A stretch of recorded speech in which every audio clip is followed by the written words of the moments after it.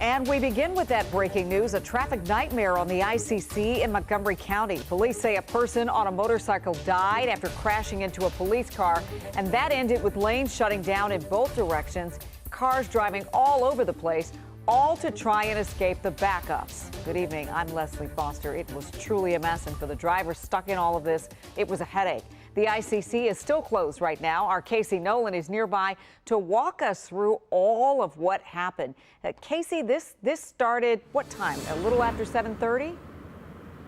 Yeah, right around 7:30, Leslie, and it started, unfortunately, with a deadly crash involving a police cruiser and a motorcycle. And then, when that closure of the road started to stretch into about 2 hours, well, people lost their patience and things turned chaotic. First, the cause. We said at around 7:30, that's when police say someone speeding on a motorcycle came up behind a Montgomery County police officer in his police cruiser, driving on the ICC, and hit him hard from behind. The motorcyclist was thrown from his bike and unfortunately died here on the scene of the crash. The officer was also hurt, but we're told his injuries are not too serious. The crash shut down the highway in both directions so investigators could do their work.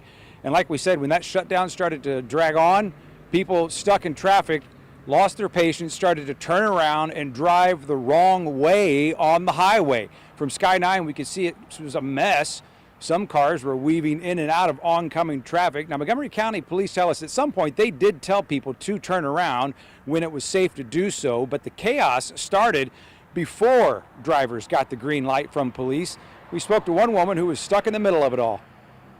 People were like getting out of the cars to walk up to see what was going on. And it started with people standing in their cars, just kind of opening the door and standing up to see if they could see anything.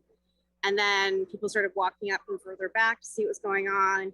People were just wandering around because, like, what else are you gonna do? We're stuck there. I mean, I walked away from my car, left my door wide open, realized, oh wait, my keys are in my car. Very early on, one car was just like, I'm getting out of here. And they went and drove up.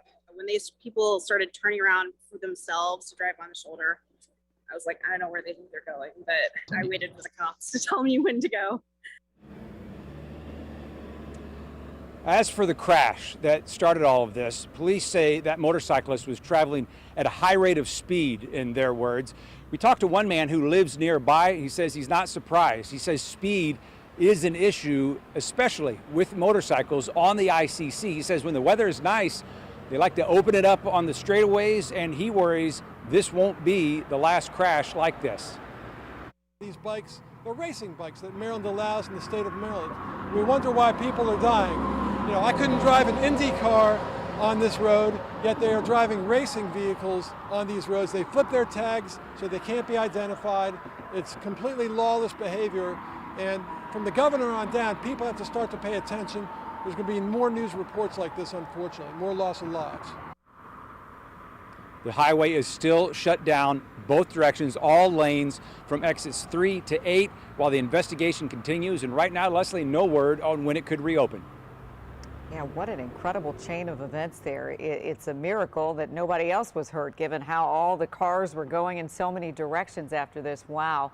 All right, Casey, thank you.